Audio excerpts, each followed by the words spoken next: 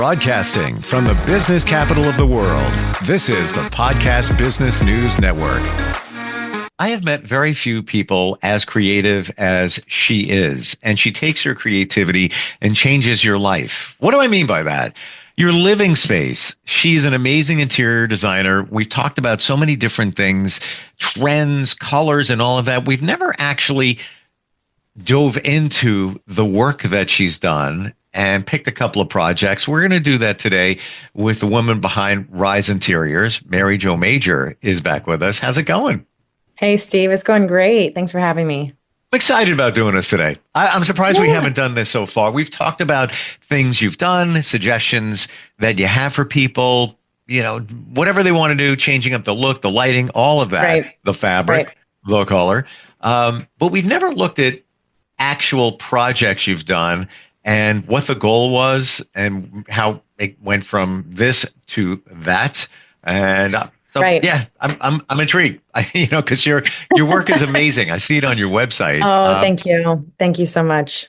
What do you want to start with? I'd love to share. Yes. Okay. Let's do this. Let me pull up some of my portfolio so we can look at it together. I always find it helpful to have visual aid. I know you do as well. Sure.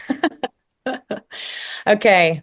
So let's, Steve, this is what I think we should do. I'll start off with a project that I did a few years ago that I think had a really cool kind of bent and concept behind it. And then I'd love to hear from you, kind of what you would love for me to deep dive about. Okay.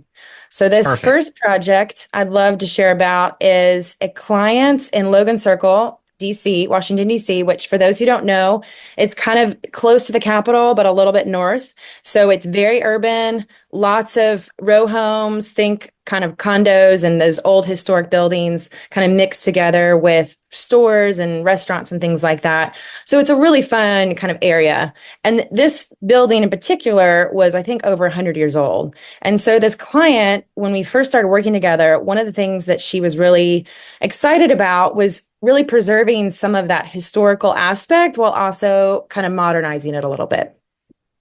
So the first time I started working with her, we went over the layout. And with all my projects, Steve, it's so funny. It's real exciting to kind of deep dive into other rooms you might like as inspiration, or all your favorite colors, or, we have to use this art piece that my grandma made, whatever it is. But a lot of times people kind of forget that the first thing you have to start with in a space is what I call kind of the bones, which is how's everything going to get laid out? Where's everything going to go? And it sounds kind of simple, but in this project, Steve, it was crazy. The layout, if I don't actually show a picture of this, so I'm going to kind of use my hands. It was kind of this long, skinny kind of elbow shape. So you walk in and you have kind of like this long, almost like a bowling alley type experience. And then there's like this is a type of building that had what they call a turnet. Have you heard of that before? No. It's those buildings, you've seen them in like movies in the 1800s where they have almost like a circular corner. Like it looks like a weird kind of tower mashed to the corner of a square building or a rectangle building. Are we talking about the exterior view or the interior view? Well, it's both, because part of her space had this bump out that had this really curved wall that was part of like this turnet, which is real distinct in these historic buildings. And it's cool, but it also just made it all the more challenging. Like what are we going to do? And so I spent a long time trying to figure out all the different ways to kind of slice the pie, if you will. Do we put the living room here? Do we put sofas here? How do we make sure that if someone's over on this side of the room, they're not going to be shouting and waving to the people on this side because it's so long? So we ended up doing this really cool arrangement where we had kind of the fireplace, which is in the center of the room. I don't know if we can get to it, Steve. Can you see this picture right here? Yep. Okay. So this is kind of how we ended up stabilizing the plan, if you will, creating kind of this one sofa with these chairs. And she really wanted it to be Art Deco and eclectic. And I used to joke that she also described herself as kind of like this closet Ernest Hemingway vibe. Have you heard of that before? To some extent. And it's funny you should say that because I don't know what inspired me earlier this year, but I studied Ernest Hemingway. Okay. I was kind of intrigued. Like, what's the dude Yeah. about? Yeah. So Ernest Hemingway, when I say that, think leather trunks, think these, tropical plants. And usually because I think a lot of his writings and things were done kind of in those environments, I, I'm not taking this exact literally to this design because she really like dark colors and his styles, are more lighter linens. Think like the old school Banana Republic vibe. But with her, she loved having those same kind of accents of plant life mixed with these, kind of traveled global kind of accents. So how do we bring it all together? What do we do? What do we start with first? The biggest thing I think I focused on in this design was a couple of things. One is she fell in love with this wallpaper. And for those who can't see my screen, it's like this black wallpaper with these florals on it that are real kind of dark, moody. They have some white and some color, but it's very Contrasty. There's massive yes. contrast going on there. And it does look very, I guess, got a very classic feel to it. It's not like newish abstract. And interestingly, the flowers have a realistic look to them. Yes. It's very unique. I spotted that. Now, this is a close up. I spotted that from the beginning. Like, whoa, that kind of pops out of the wall there. it's good. Exactly. It is cool. Exactly. Yeah, this was a wallpaper that she fell in love with that we really wanted to kind of be a statement. So the idea was when you kind of walk in the room, you kind of turn the corner and you see this living room, and then this kind of wallpaper is in the back of the space. So it's kind of like the focal point. If you imagine, if you're eating a meal, you have all these little plates, these small plates, and then it's the entree. Think about it like that, like, ta-da, this is it, at the very end of the design. So it's a way to kind of pull into the space. If we had done this wallpaper right when you walked in, I think that would have also been fine. What I was trying to do though, because it's so long and narrow, is you have to give people a reason to kind of keep going, to not just kind of sit where they are. So this was kind of their carrot on the end of a stick, like, ooh, what's over here? And they're just going to make them walk to that side of the room. So yeah, that was the biggest, I would say, concept wise, her favorite thing. And then I really wanted to bring in just some different things that you hadn't maybe seen before. I wanted it to feel, like I was saying earlier, eclectic, which when I say eclectic, that means taking things from other time periods and mixing them in, as well as, this idea of historical preservation, but not making it look like it's some museum. Because I think when people think of that, they think of, oh, so I have to have like all this old looking stuff that's uncomfortable. And that's not at all what we were going for. And yeah, and I would say the biggest after, figuring out the focal point, the other thing that we focused on is opening up her kitchen. Before I started working with her, there was a wall that actually completely blocked the view from the kind of the kitchen area into the kind of the front room. So she found when she was in the kitchen, she was like in this little back area and all her buddies were out in the front having a great time and she couldn't interact. So by kind Wow. of taking down this wall, Mm, let me pull it back. So right on the side, this is I guess the best picture I have of this. okay. To the left of the fireplace, there was a wall all the way to the end of where the island is now. And we just pulled it all back. So that way she had room to see everyone. So I want to go back to the brick wall. Yeah, let's So talk. that was left intact, and Mhm. God, it's very very old looking, but Yes, classic. over 100 years old. Yes. Yeah. What was the thinking there? This was a big part of why she even purchased this home is she loved this brick. This was just part of the architectural kind of details in the space that really resonated with her. Which, you know, when someone tells me that, when someone says, "Oh, I love this," I really want to be careful that we highlight it and that we make it look, you know, part of the design that really feels cohesive with everything else going on, and not try to ignore it. Because there are times when someone says, "Hey, we bought this house. We like this, you know, let's just say a fireplace. We like the idea of a fireplace, but we don't really want to make it anything, you know, we don't want to make it a focal point. We don't really like looking at it." And I'm like, okay, great. And you know, I have some tricks up my sleeve to kind of make that, you know, happen. But with her, since this was such this prominent feature, we didn't really want to paint it. We didn't want to do anything that would damage it or would cover it up. And so we just, you know, we kind of created these zones, if you will. When you have this long space, it's really hard to feel like you have different rooms. When I say room, you know what I mean? It's like you have the entry, you have your living, you have your dining, you know, whatever it is. And walls are really the best way to kind of distinguish those spaces. And so with her in particular, we kind of created these groupings of artwork and stuff on the wall so that when you were standing at the mirror, it was like, okay, this is the entry, this is the beginning. And then if you stand in the sofa, we kind of layered this artwork on top of each other. Yes. Which this was one of my favorite things to do. This actually, I Wow. just want to point out, she had one piece of art on here already. It was kind of this green and blue little print she loved. And I didn't really want to take away from that because it's such a unique kind of photo. And so we found this 1960s Italian mirrored frame online, like this vintage frame, and then framed like this French wallpaper inside to kind of create this backdrop and kind of tie into the rest of the story without it being distracting. I'm going to dissect that Okay. from a non-designer view. But what you've done there, and I'm going to paint the picture for anybody that's listening to this.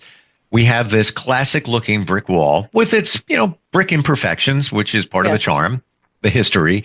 Then you have this one main frame of the, I think you said French wallpaper. Hmm. Very interesting. It's just a repetitive design. Yeah. And then, you know, figure that's the biggest frame. In Yes. front of that frame, literally attached to that frame, are two other pictures, paintings, photos, however you want to call it.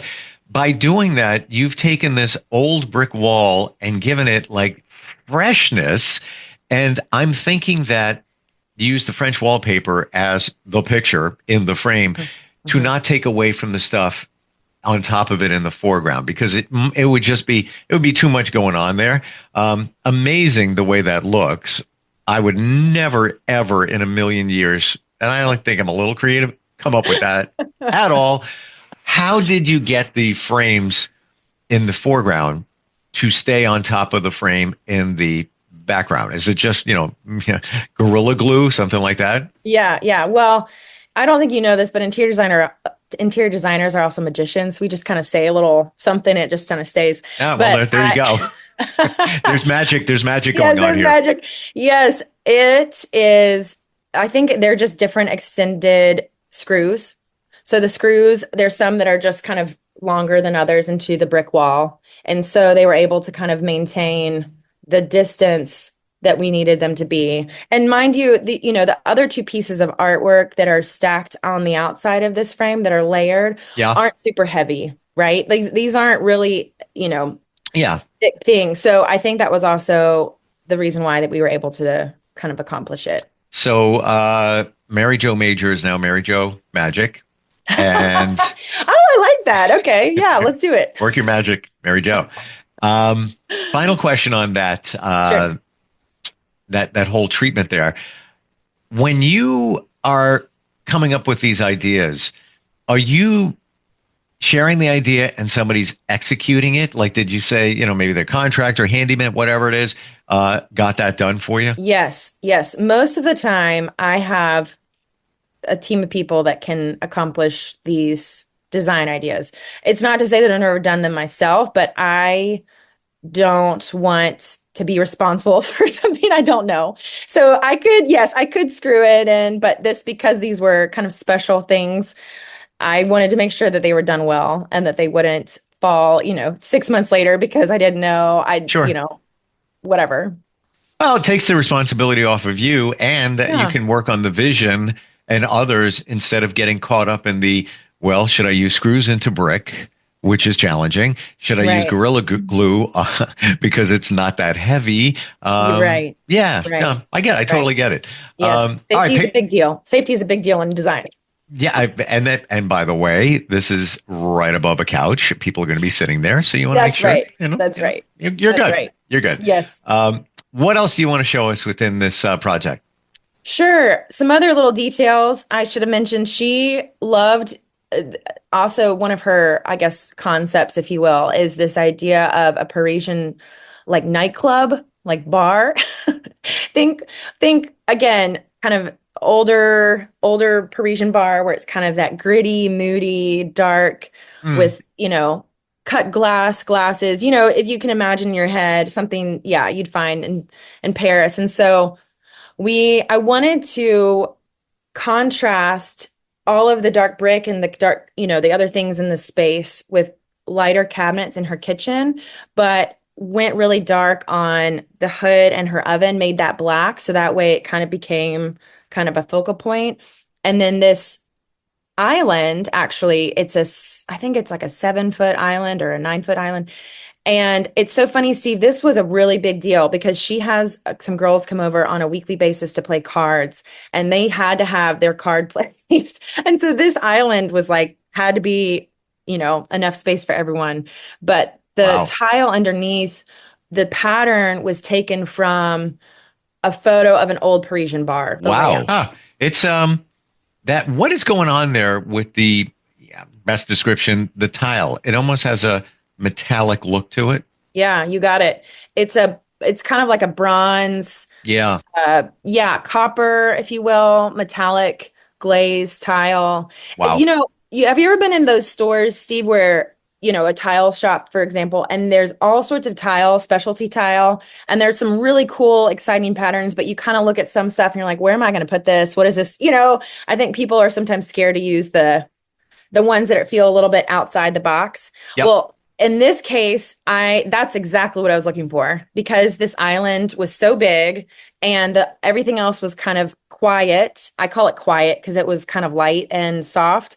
I wanted this to feel rich and to feel like it had, again, think like that little glisten or gleam that you'd have, on an antique mirror in an old bar, just kind of Yeah. that imagery. So yeah, that was kind of the concept behind these tiles. But it still looks fresh because you have it up against some white marble. Best way for me to describe that, Yeah. the countertop. Yeah, it actually has green in it.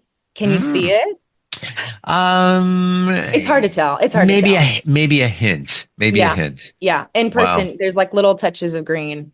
I like how you picked up so you have the bronze metallic tile going on, but you Mhm. picked up some of the tones in the rest of the kitchen, even right down to the knobs on the stove. Yes. Yeah, she loves copper. That's another Wow. one of her kind of favorite tone. So I was also, want to mention, Steve, I think I'm not sure, but I just want to encourage everyone out there that this isn't a good example of how you can mix metals. So for example, the light fixture above the island has black on it, and then the light fixture above the sink is brass. And then there's brass on the handles and on the faucet, but the oven has copper. So I just want to point out that, you can do different finishes. It's not, it used to be something that I think a lot of people felt looked, just like something was wrong or off or even, some sort of weird faux pas. But when you have the different finishes, it actually helps bring attention and contrast to each other. And it Yeah. actually helps it look really good together. To your point, if I saw that metallic tile in the store, I Uh-huh. would say exactly what you said. Wow, it's kind of cool. What am I going to do with this? And I just keep Right. walking, and I would go to something safe. You allow us to get out of our safety zone, and that's where the magic happens. Like, That's seriously. right. That's right. I'm going to hold your hand. That's really what it is. Hold your hand. We're going to do it together. Walk me off the ledge. Walk me off the ledge. But take that, Steve, take that wall out. You don't need that wall. But I don't know. I mean, we're changing the structure of the whole. No, but you see way past what anybody else is looking at, because that comes with your creativity and experience. And this is just wonderful. Thank you. It's just so, the variety, the hominess, the warmth, it's like every inch of that living space is exciting. There's nothing boring here. Wow. I appreciate you saying that. You know what? I love it. I love hearing feedback from my designs, but I would say that the highest compliment I got about this was from the client herself. This was a few months ago. I was visiting because we're now doing her bathrooms. And she said, sometimes I just sit on the sofa and just look around, and I'm drinking a cup of coffee, and she's like, I just sigh. I just am so happy because every little thing looks like me and it feels like me. And there's nothing there, all the details kind of work together. And that's what I want, Steve. I love it when everyone else loves it. And I, of course, designed it. So I'd hope I like it.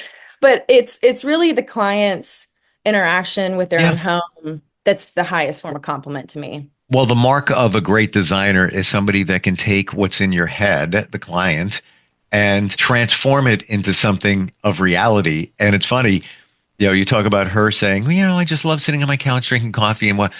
I'm the reverse of that. I'm not being negative. I state facts. I sit in my living room and I'm like, I'll go upstairs and watch TV in my bedroom because I like it better. So it's time for an intervention there. Riseinteriors.co is the place to find out about you. You can do anything, anywhere. Get us out of the screen, if you would, please. Sure. In the share. Because the tech people always say to me, don't do that, so they can put graphics up at the bottom of the video. That sounds great. Yeah. In the lower third is what it's called. That's right. But you're available. Somebody's got questions, just wondering how this whole process works. Just reach out. Starts with a conversation. I know you got to go because you have a project. You're meeting somebody on a project. That's right. That's right. Thank you for sharing that today. Hope we can do more of that in the future. That sounds great. Yes, I'd love to. All right. Thanks a lot. We'll talk soon. Okay. Thanks so much. Thanks. Bye. We'll be right back.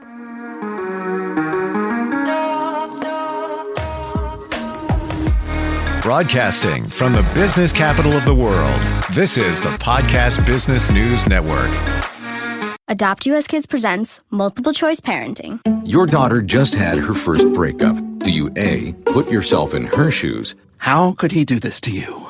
And for Sheila, she has split ends. B, console her. Oh, sweetie, this is going to happen a lot. 4, maybe 5 more times before you get married. C, take charge. Got to get this all straightened out. Give a little talking to, man to man, mano a mano. Hey, Steve! Is now a good time? No? Okay, no problem. Bye. Or D, help her find a new boyfriend. I know a great place to meet boys. The internet. Nice, single boys. Never mind. How about some ice cream? As a parent, there are no perfect answers. But you don't have to be perfect to be a perfect parent. Thousands of teens in foster care will love you just the same. For more information on how you can adopt, visit adoptuskids.org. A public service announcement from the U.S. Department of Health and Human Services, Adopt U.S. Kids, and the Ad Council.